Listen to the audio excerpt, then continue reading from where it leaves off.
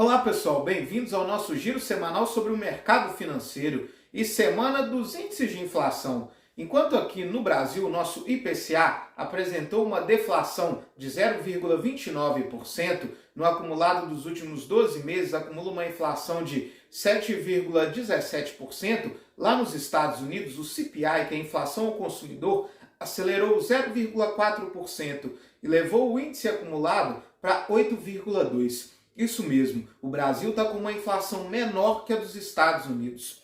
Além disso, outro dado que chama a atenção é que o FMI revisou a previsão de crescimento do Brasil para esse ano. O Brasil agora está com uma expectativa de crescer 2,8% no seu PIB, enquanto isso os Estados Unidos têm uma expectativa de crescer só 1%. Esse dado aí chama a atenção porque desde 2006 o Brasil não apresentava uma inflação menor do que os Estados Unidos. Além disso, uma inflação menor aliada a um crescimento maior é um fato praticamente inédito na história.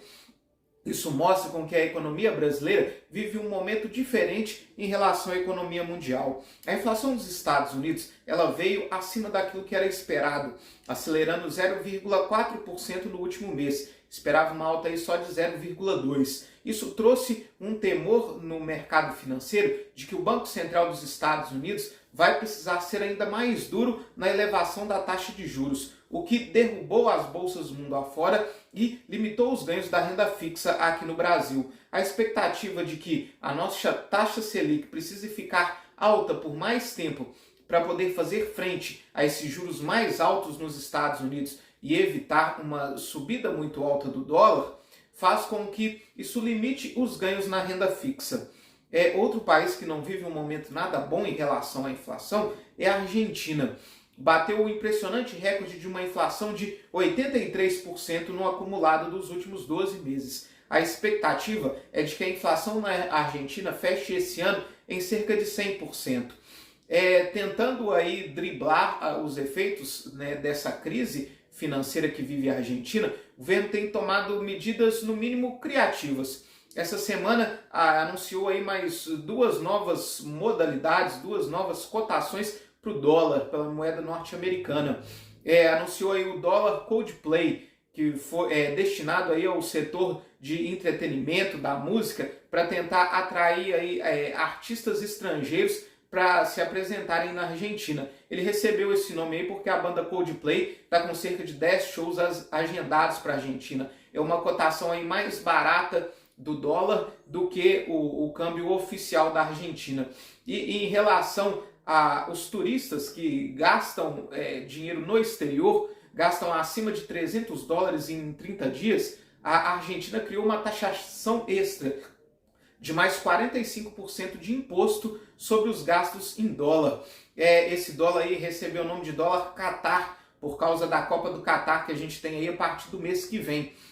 Isso mostra aí o caos econômico que a Argentina vive e tomando essas medidas aí para tentar minimizar essa crise econômica que afeta o nosso vizinho sul-americano.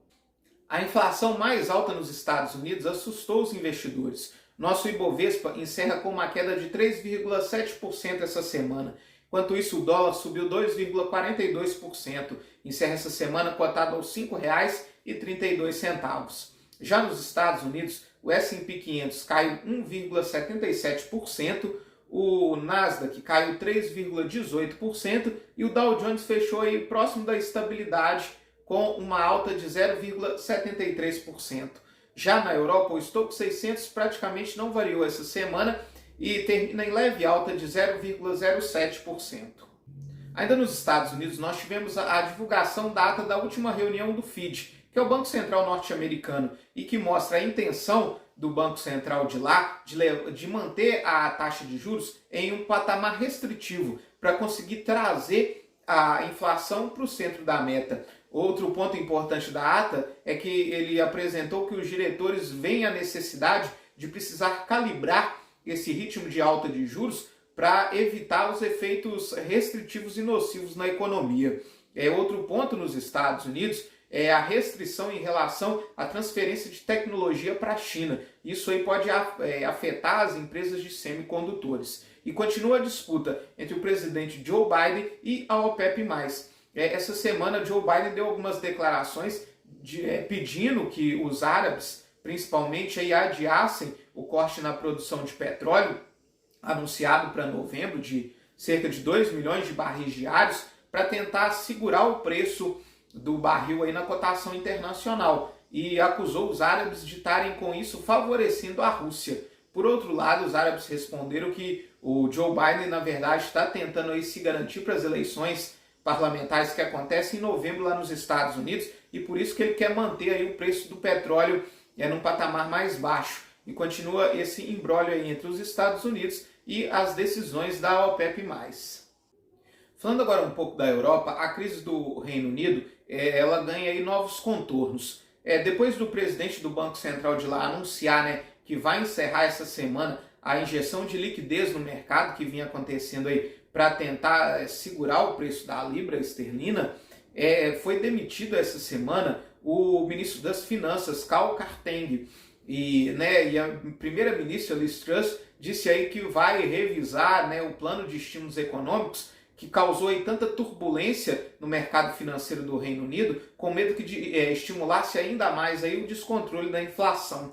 Enquanto isso, a guerra na Rússia, e entre Rússia e Ucrânia, continua aí cada vez mais tensa. Depois da destruição da ponte que liga a Rússia ao território da Crimeia na semana passada, a Rússia retaliou essa semana aí com uma série de bombardeios, inclusive bombardeando a capital da Ucrânia, Kiev, levando aí a novos contornos de tensão nesse conflito entre os dois países. Já na Alemanha, a inflação ao consumidor atingiu o recorde de 10,9%. Enquanto isso, o governo da Alemanha, para tentar conter aí a crise energética, anunciou um pacote de 100 bilhões de euros para poder ajudar consumidores e empresas de energia por lá. O medo de uma recessão global fez com que o preço das commodities caísse. Aliás, o FMI, na sua declaração essa semana, disse que o pior ainda está por vir e que muitos países devem entrar em recessão a partir do ano que vem. Isso fez com que o minério de ferro caísse 1,53% essa semana e a tonelada encerra cotada aos 96 dólares e 50 centavos. Já o petróleo teve um tombo mais forte, depois de subir bastante semana passada, caiu 6,5% essa semana e encerra com barril Brent, referência para a Petrobras, cotado aos 91 dólares e 28 centavos. Falando agora do Brasil, a boa notícia da deflação de 0,29% registrada no nosso IPCA vem não só pela queda no preço dos combustíveis e no custo da energia, mas também pela queda no preço dos alimentos. O leite e seus derivados, que foram o principal vilão da inflação, no mês passado, caíram bastante para esse mês. Uma pesquisa aí do ABAS, que é a Associação Brasileira de Supermercados, mostrou que o preço dos alimentos caiu em média nas prateleiras cerca de 9,82%. Mas aí, em função da política mais restritiva da taxa de juros, as vendas do varejo vêm caindo mês a mês. Mais uma vez registraram em queda de 0,1%. Mas, por outro lado, o volume de serviços ele vem recuperando de maneira considerável, registrou uma alta de 0,7%, enquanto o mercado esperava aí uma alta de só 0,2%, mostrando que o impulso para o crescimento do nosso PIB para esse ano com certeza vai vir do setor de serviços, que está voltando aí a gerar emprego depois de ser um dos mais afetados pela pandemia da Covid-19. Ben Bernanke, Douglas Diamond e Philip Wing foram os vencedores do Prêmio Nobel de Economia. Eles desenvolveram um trabalho aí sobre o papel dos bancos nas crises financeiras mundiais. Falando agora um pouco da renda fixa, o DI para janeiro de 23 encerra essa semana com uma leve alta de 0,01%, cotado a 13,68%. Enquanto isso, a carteira de títulos públicos, o IMA geral também teve uma leve variação positiva de 0,01%, enquanto isso, os pré-fixados sofreram um pouquinho, caindo aí 0,13% essa semana. Para a semana que vem, nós temos a divulgação aí de diversos dados econômicos da China, temos também a divulgação da inflação na zona do euro e no Reino Unido, e aqui no Brasil a expectativa fica pela divulgação do IBC-BR, que é considerada aí uma prévia do nosso PIB. Muito obrigado e até a próxima semana.